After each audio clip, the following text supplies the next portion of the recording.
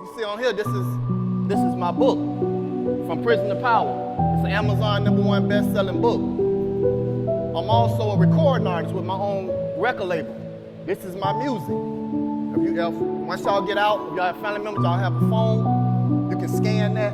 It's gonna go to my music video called When Them Goons Come and Get You. I'll explain that later, what that is. I also have a non-profit organization by the name of Prison to Power, right? That's my non-profit organization. But check this out, man, my days ain't always been so bright. I had my dog days. I lost my parents when I was young. I lost my dad when I was 5 years old. I lost my mom when I was 9 years old. And I had to go stay with my aunt until I was 14 years old. But when my mom was alive, before she passed away, she told me I could be anything in life that I wanted to be. She said, you see your daddy? She said, he's a fruit contractor. She said, he got his own business. She said, if your dad can come from Jamaica and start his own business and become successful, she said, you can do it. See, my dad was from Jamaica, and he came to America and he started his own business on the orange grove. So my mom was like, if he can do it from where he came from, she said, you can do it. There's no excuse. She said, you can do it. My mama told me, she said, I love you, son. She said, but you can be anything in life that you want. And I'm here to tell you guys, man, I love y'all and I'm here. I came here, didn't nobody pay me a dime. I live in Atlanta. I came from way from Atlanta to come here to speak to you guys because I believe in y'all, because I was right where y'all at. Right? I went to prison twice. And my mama, she told me that I could become successful. And I'm gonna tell you guys, man, like no matter what you done been through, you still can become successful. I don't care because your mom may have been strung out on crack. I don't care because your dad may have been locked up in prison all his life, or your uncle was in and out of prison, or your cousin was in and out of prison, or the neighborhood that you grew up in, there was drugs and it was infested. I don't care about that, because guess what? That don't matter, because you still can become successful. Just because they didn't, don't mean you can't become successful. Education is the key. Knowledge is power. Y'all in here, y'all may not be finishing school, but if they got programs in here, you need to jump on them programs. Or even when you get out, if you can go to get your GED, whatever you got to do, go ahead and do it, because knowledge is power. Not only is knowledge power, knowledge is money. Right? Knowledge is money, because you're going to take that knowledge and you're going to go make money with your knowledge. So not only is knowledge power, knowledge is money. So it don't matter where you come from. You still can become successful. So don't look at your circumstances and don't look at people around you, and just because nobody in your family maybe graduated from college. Nobody maybe finished school. That don't mean nothing. Because guess what? You still can. And my mama told me this before she passed away. My mama ended up passing away. I had to go live with my aunt until I was 14 years old. Now my aunt and I, we couldn't get along. My aunt, she used to take us to the Salvation Army and buy us these hand-me-down clothes. It was three of us. It was me, my younger brother, and my older brother. And my aunt was getting money from my parents being dead. So my aunt would take that money and take us to the Salvation Army and buy us these hand-me-down clothes that other people didn't wear. My mama never did that. My mama always took us and got us brand new clothes. One day, me and my auntie got into it. And I told my auntie that this house ain't big enough for me. She was like, well, how big do you want it to be? Like, I'm just a young kid, 13, 14 years old. It's a 3-bedroom house. I'm talking about this house ain't big enough for me. I just said the first thing that came to my mind. She was like, well, how big do you want it to be? I said, I miss my mama. She said, well, your mama never coming back. So I ran to my room. 4 o'clock in the morning, when my auntie was asleep, I packed up all my stuff, and I jumped out the window, and I ran away and ran to my cousin Janet's house. And the reason I ran to my cousin Janet's house was because my cousin Janet, she was younger. She had a daughter that was around my age. She had a brother that was staying there, which was a big-time drug dealer. He had the money, the cars, the women, the jewelry. He had everything. that I thought was everything. So I figured there was a lot of freedom over there. So I ran to my cousin Janet's house. I shouldn't have never ran away from my auntie's house. Because the problem I hoped to escape by running away was replaced by even bigger problems on the streets. I didn't have no rules or no guidance. What I should have did was talk to a trusted adult. Maybe talk to another auntie, a counselor, or somebody like that, instead of making the decision for myself and running away. Because when you run away and you out there on the street on your own, look, man, you're exposed to all kind of stuff. Like, it's hard to survive.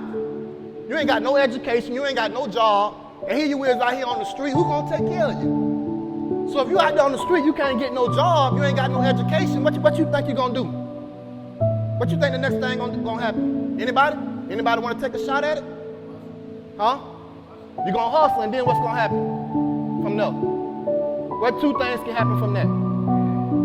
There you go. So you're gonna try to find a way to make you some money. Like you said, you're gonna hustle because you ain't got no job. So now you're going to the street. So either two things gonna happen, like you just said. You're gonna be dead or in prison. So I shouldn't have never ran away from my auntie's house. And I ran away and went to my cousin's house. I got into the streets. I started hanging with all these knuckleheads. Anybody know what a knucklehead is? A knucklehead is somebody that don't want to listen. Somebody that's always in trouble. That's making all the wrong choices and bad decisions. So I started hanging with all the wrong people, which was knuckleheads, and guess what happened? I ended up being a knucklehead. I ended up smoking weed. I ended up dropping out of high school. I ended up snorting powder. I ended up snatching purses. Like all this bad stuff, man, everything that my friends was doing, I ended up doing. I remember one day, me and my friends, we had got together, and we had a gun. I had the gun on me. We was walking through a neighborhood. So I wanted to feel the kick of the gun, so I pulled the gun out and started shooting the gun up in the air. Somebody called the police.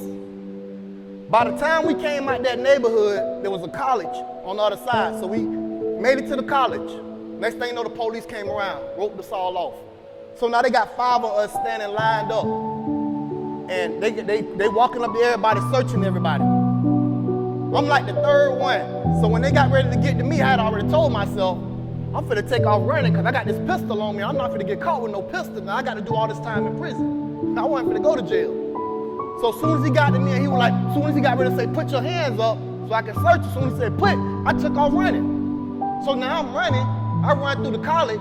There's some woods right there. I'm getting ready to run around the woods. So as I'm running around the woods, I pulled a gun out and throw the gun in the woods. So he couldn't really see me throw it. And kept running. And by the time I made it to the end, there was a whole bunch of police already out there. So they had me roped off. So I just stopped, got down on my knees, and got on the ground. They put the handcuffs on me, and they went back and started looking for the gun. The police ended up finding the gun. So when he comes back, automatically, he charges me with aggravated assault on a police officer. He said I tried to aim the gun at him. So basically what he was saying, when I was running with the gun, he's saying I turned around and pointed the gun at him. Which I didn't do that, man. I ain't stupid. I'm not finna get shot by no dang on police. I'm not finna aim no gun at no police. I ended up going to the county jail. I went to the detention center first. They juvicated me as an adult. Anybody know what that is? And then what they do from there? They direct filed me to the county jail. Now I'm in there with the big boys at 16 years old. In the first place, this is the first thing. I didn't aim the gun at the police, so I didn't commit an aggravated assault on the police, but guess what? If I wouldn't have had the gun in the first place, I would have never got charged with that, right? So by me having a gun, which was already the first mistake, having a gun, and I wasn't supposed to have it, I got charged with aggravated assault. So who was to blame for that? Me, right? Because if I wouldn't have had the gun, I wouldn't have been charged with that.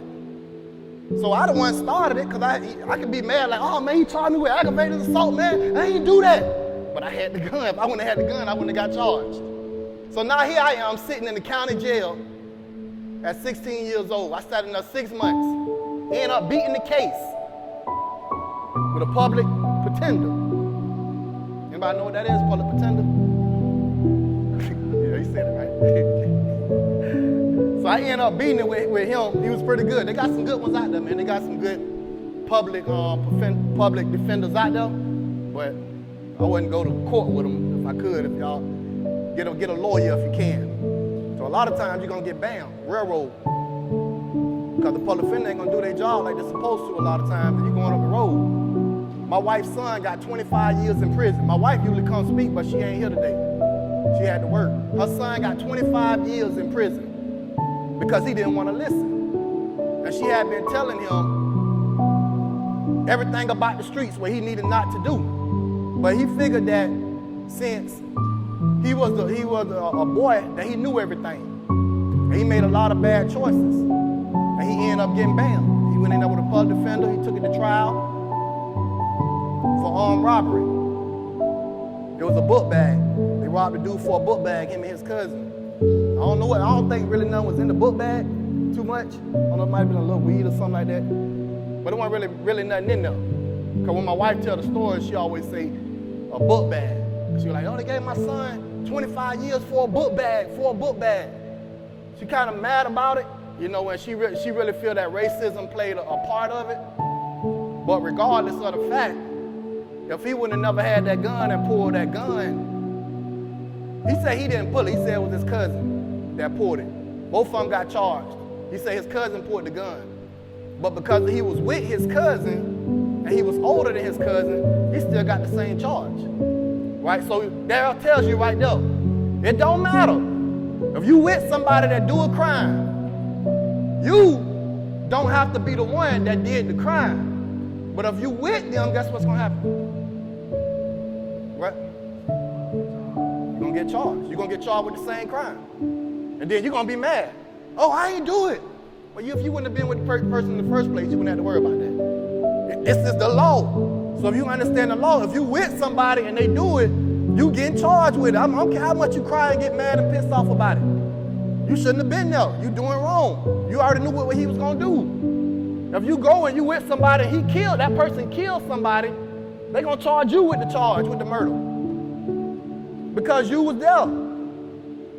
So that's why I say, y'all got to make the right choices in life. See, life is all about choices. The choices you make. And you got to be smart, man. You got to be smart out here in life, man, and make the right choices. Getting around the right people. See, the people you hang around plays a major important part of your life. If you hang out with losers, guess what's gonna happen? You're gonna be a loser. If you hang out with winners, guess what's gonna happen? You're gonna be a winner, right? So when I was in school, man, you know what? We had nerds. Anybody know what a nerd is? How many people know that nerds are cool? Look, see, y'all don't even get that. Y'all don't even get that. Man, if I knew what I knew right now, bro, a nerd would have been my best friend. And I'm gonna tell you why. You can have two people, right? Say you got a nerd right here, and you got a street person right here that want to be hard and be in the street. These two people, 19 years old. You see these same two people 10 years down the line, right? But when it was 19, the drug dealer, he had everything, man. He balling out of control. He got the women, he got the cars, he got the jewelry, you know, he looking good, he dressed up, he fly. But the nerd, he just got him an old beat up Pinto, he got his glasses on. He all about his work, he all about his grind, right? He on the grind, that's what he about. You see these same two people 10 years down the line, where y'all think the nerd gonna be at? Can anybody answer that? Where's the nerd gonna be? Huh? You gonna be nowhere? Bring the light? Living life. Where you think the drug dealer gonna be at? Well, living life too, the drug dealer. Somebody else said something? Prison? Dead? Them the two right there. You just said it. Both of them are correct. He's either gonna be dead or in prison 10 years down the line. The nerd balling out of control. He got businesses going on. He probably got that drug dealer woman. Cause the woman, when she getting older, she gonna be like, man, I don't want no loser. I want somebody with it. I want me a house. I want me a nice car. I want me some money in the bank. So the nerd might have the drug dealer woman. The nerd got him a house. He got him a car. He got money in the bank, credit cards. The dang on drug dealer, he either dead or he probably just getting out of prison, sleeping on his mama's couch. At his sister's house, lost everything. So if I knew what I knew right now, man, when I was young, I would have hung out with me a nerd, boy. A nerd would have been my best friend. You know what I'm saying? And that's how y'all got to think, man. Y'all got to be smart with life, man. If you want to get ahead, how many people want to be successful in life? How many people want to be a loser with nothing? Okay, so if you want to be successful, man, you got to get around successful people. Right? Don't that make sense? If I want to be successful, I need to get around successful people.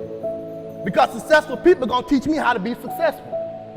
If I want to lose in life and be a loser or dead, I need to get around losers. Because they're going to teach me how to lose. They're going to teach me how to go to the graveyard. So if I knew what I knew, y'all need to be trying to find y'all some nerds to hang around. So listen, man. I got out of prison, got right back into the streets, started doing the same dang on things. I found myself in prison at 19 years old for the first time in my life. Man, in prison, the police talked to me any kind of way. They spit in my face. They told me when to eat, when to go to bed. And the food was disgusting. That junk made me want to throw up, bro. Man, I sat in prison. I did 25 months in prison, right? But then I ended up going to work release. So really I did 20 months and did the other 5 in work release, right? So when I was in work release, I had a cousin that was out on the street. And that same cousin, before I went in, he was living in poverty, right? Hair nappy, musky. You know, walking with the pants down, he was kind of big. He went by my girlfriend's house and told my girl to have me to give him a call. So I ended up calling him. And when I called him, he was like, "Cuz." He said, like it used to be. See, because in work release, we had a lot more opportunity than we had in prison. They allowed us to, you know, to get on the phones a lot more. You know, every day I would work out, walk around the tracks, go to work. You're able to go to work throughout the weekdays, and after work you got to come home. On the weekends you can go home for a couple hours. I was able to go to church every Sunday for a couple hours and come back, so I had a little more freedom. So when I did end up calling my cousin was like, "Cuz." He said, "Boy, it ain't like it used to be." He said, "Boy, I done came up." He said, "I done came up." He said, "When you get out, I'm gonna put you on." So here I am, walking around the compound. I'm all happy, chest stuck out, beating on my chest. Yo, telling all my homeboys, "Y'all need to come holler at me when you get out. Y'all need to come holler at me. I'm finna be on strong." But here I am, happy about getting out and hooking up with the same kind of people that had me in the trouble I was already in. I was happy about getting out, hooking up with the same kind of people. And listen to me, man. If you thinking about getting out and hooking up with these same kind of people, what you think gonna happen? The same thing. See, I was trapped inside of a mental prison. And see, it's a lot of y'all trapped inside of a mental prison. You still hooking up with the same kind of people. You still want to party, pop pills, smoke drugs, and do all the same things. And you keep making the same kind of mistakes. Listen to me, the definition of insanity is doing the same thing over and over again and expecting different results. And see, a lot of y'all are insane because you keep doing the same things over and over again and nothing has changed. Can't you see that? Even a blind man would be able to see that. You see the blood gushing out your forehead from hitting in the same spot. And you continuously hit it. That's insane, bro. They need to take you to a shrink. Listen to me. The people you hang around plays a major important part in your life. If you hang out with losers, you will become a loser. If you hang out with winners, you will become a winner. So you got to get around people that are winning in life. So my question to you is, who are you around? I want you to think about that. Who are you around? Just take a few minutes, man. Think about that. Like, what kind of people are you hanging around? Like the friends that you hang out with. Even out here, when you out here walking around, or you out here doing what you do, working out, whatever you're doing on the compound, what kind of people are you hanging around? Like, what are their mindsets? Are they talking about getting out doing something positive? Are they talking about getting out going back to school? Are they talking about getting out treating their mama right, talking to their mama the right way? Are they talking about getting out respecting their father? What are they talking about?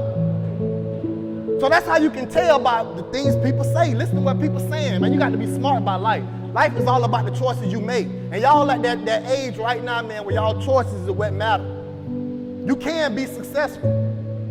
Because if I was able to do it where I came from, y'all can do it.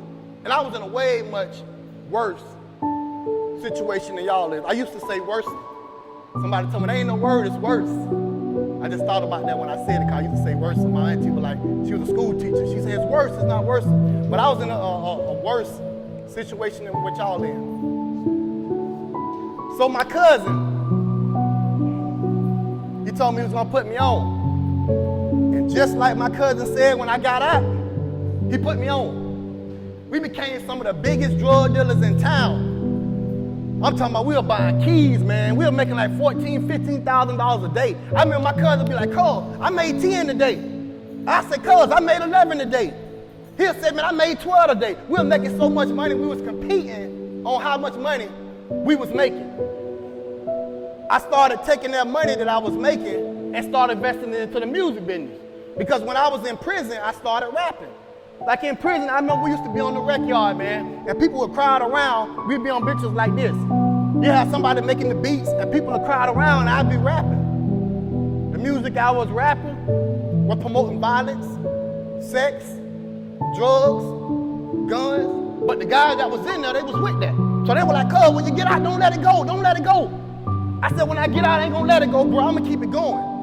So just like I told them, when I became a big-time drug dealer, I started taking that money and I started investing it into the music business. Because see, what I was trying to do was make it up out of that drug life and make it doing something positive. But you can't do right, you can't do wrong. That thing ain't gonna work, man. It don't mix. You know what I'm saying? I wanted to get up out the game. I didn't really want to do nothing bad. I was trying to be successful. But I was going at it the wrong way. There's a right and a wrong way to go at it. You don't have to go at it the way of doing crime. And see, I was trying to do crime and get out of it that way. So I started taking my music, taking my money and investing into the music business. At that time, my cousin, his pregnant baby mama, she was 6 months pregnant, but she wasn't pregnant when all of us got together, but his pregnant baby mama, my girl, and me, we all lived together in the house. And at this time, my cousin was allowing people to come in the house. And he would have drugs laying all over the place. He might have a brick laying right here. He might have $20,000 laying over here. So when people coming in, they seeing all this stuff. And the first rule of the game was you never show people everything. You don't show them too much when they come in because they're going to start plotting. And my girlfriend, she knew this because she had a boyfriend that was in the feds. So my girl was like, look, baby, we need to get up out this game. We need to go to Atlanta and start a new life. She said, let's see if we can leave and start a new life. I said, I don't know about that, man. I said, here I am making $12,000, $13,000, $14,000 a day, and you just want me to just up and leave and go to Atlanta? Here I am with 2 strikes against me. I'm already black, and I got felonies on my record, and you want me to go up to Atlanta and try to find a job? Man, ain't nobody gonna hire me. I'm making all this money. That was my mindset. But as she kept talking about it, I was like, you know what? She right. Because I already knew about the game. And I already knew that you don't show people too much. I already knew what it lead to. Somebody gonna come in and get you. So I ended up going with them. We goes to Atlanta. 2 days later, I get a phone call. Ken Osbourne now? Yeah, this is Ken Osbourne. This is the Palm Bay Police Department. We need you back in Palm Bay. 2 people have been shot. One's deceased. It said 2 deceased and 1 fight for his life. I hang the phone up, punch a hole in the wall. Boom! My hand went through the wall. There wasn't no concrete wall like this, but it was one of them hotel walls. Hand went through the wall. My girl jumps up. Babe, what's wrong? I said, man, we need to get back down to Florida. I'm in Atlanta. I said, we need to get back down to Florida. Somebody shot my cousin. So my mind was like revenge. What hadn't happened? Somebody broke into our house. When my cousin and his pregnant baby mama came in, she was 6 months pregnant at the time. They grabbed both of them, took them to the back room, and took them to the closet, and had them on their knees execution style like this. They were standing over it was two of them. They were standing over my cousin and his pregnant baby mama. They started asking my cousin where the drugs at. My cousin like, man, they ain't got nothing, man. They ain't got no drugs. Where the money at? Hey, he ain't got nothing, man. So as they stood over here and they asking him, they began to shoot his pregnant baby mama 14 times. Bow, bow, bow. So the last shot they shot in the head, bow. So she's shaking her, she drooling out the mouth, eyes rolling back. So my cousin, he got in his hand and he telling her, baby, it's gonna be okay. It's gonna be okay. Knowing it's not gonna be okay. She just got shot 14 times and one in the head, it's not gonna be okay. But he was just telling her it's gonna be okay. So as soon as he looked up, they asked him, why did y'all do this? Bop, bop. They shot him twice in the face, one right there and one right there. He falls over and blacks out. He gets up after, I think he told me the story. He said he got up like 30 minutes after. He still survived. By the grace of God, he survived. He's a big dude. When he got shot, the bullet went down and got lunged in his throat. He couldn't get it out. But he said he got up and he made his way to the bed, and he said he fell on the bed. He said he knew he was shot, but he didn't know where he was shot at. He said when he seen all the blood on the bed, he knew he was shot in the head. So he said he got up, he made his way to the hall, and he said he started going down the hall, and you can see the blood all the way down the hall. He makes his way into his room and calls the police. So by the time, and see, that's why I tell y'all, what y'all do don't only affect y'all, it affect y'all loved ones. Because what happened was, we went down to Palm Bay, Florida, and I got with my family, and we started looking for these guys. And in our mind, we're looking for retaliation. The police found out who it was. They was like, they armed and dangerous. They was gonna take them to jail. We were like, shoot, they armed and dangerous, but we gonna shoot on sight. So some people in my family, they got together and they went to the boys' mama house because they couldn't find the boys. So on the street, that's how I go. If they can't find you, they coming to get your loved ones. They coming to get somebody close to you. And so when our mindset, the family mindset was to get their family. So they went there to the boy's mama house, shot the boy's mama house up. By the grace of God, the boy's mama wasn't in there. And it was by the grace of God. It's a blessing they wasn't. Because would have been 2 more people dead. But see, that's why I tell y'all, what y'all do don't only affect y'all, it affect your loved ones. Because if you go out and do something stupid and they can't find you, they coming to get your mama, they coming to get your sister, they coming to get your niece, whoever in that, your uncle, whoever in the house, they coming to get it. So that's why you got to make the right decisions, man. Because it don't only affect you, it affect your loved ones. And see, that's why I tell these young girls, see, they get with these drug dealers because they want the money, they want the cars, they want the fame, they want their hair done, they want to look good, they want to ride up in the Chevy and look good. But guess what? Robbers come in the house to rob the drug dealers. Guess what? They ain't gonna just shoot the drug dealer. They gonna shoot the woman too. They gonna shoot the girl too. They ain't leaving why would they leave her alive so she can be a witness? So that's why I tell these girls, man, y'all gotta make the right decision. Not only the girls, but the girls and boys, man, make the right decisions in life. Because what you do don't only affect you, it affect your loved ones. But what happened, man, the police, the guys end up turning themselves in. Right? The guys end up turning themselves in after 30 days. And once they turn themselves in, I jump back in the game. You would think, after all this, in and out of jail, been to prison, my cousin and his pregnant baby mama get shot execution style, that I knew God was giving me a wake-up call. Like, KO, my son, you got to chill. You would have thought I would have known about it after God gave me this wake-up call, right? I didn't answer that wake-up call. I went back to the streets. What wake-up call do you have in your life right now that you're not answering? Something happened in your life too. That was your wake-up call. And you didn't answer it. So you're gonna end up like my cousin, his pregnant baby mama and me? My mind was so gone, I couldn't even hit a wake-up call.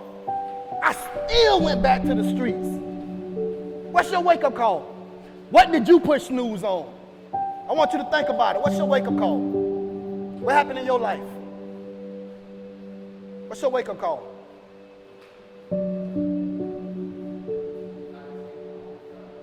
Say it again.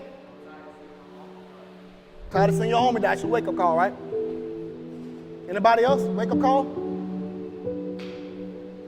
Going to prison, wake-up call? It's your first time? You been to prison before? Huh? About to? That's your wake-up call? Like you done with all the, you done.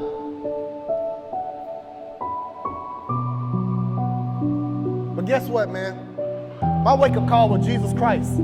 Christ is my wake-up call. But guess what? I ain't answered that wake-up call right then. I started selling drugs, man, and a couple years later, 2007, I found myself back in prison again for the second time in my life. I couldn't believe it. Because here I am back in prison, and when I was out, when I told y'all I started selling drugs and investing my money into the music business, I started investing my money. I was opening up for Lil Wayne. I was opening up for Juvenile. I had songs with Phil Moss, songs with Pastor Troy. So I was traveling all over the Southeast selling my music out of my trunk. So when I'm here back in prison, I couldn't believe it. I'm like, man, here I am, a recording artist. I'm traveling. I'm doing stuff with all these major artists, but here I am back in prison again for the second time in my life. I couldn't believe it. I was devastated. I remember being in prison and talking to this guy. And I started telling this guy about my life, how I was opening up for all these major artists and everything I had done when I was on the street. The guy was like, Ken, listen. He said, bro, if you want to be successful, he said, you need to give your life to God. He said, I'm telling you, bro, everything that you want out of life, he said, can happen for you. I said, but listen, you telling me if I give my life to God that he would allow me to be a successful Christian rapper with my own record label? He was saying, like, yeah, bro. He said, whatever you want, man, God will allow it to happen for you. And guess what, man? This guy looked just like I did.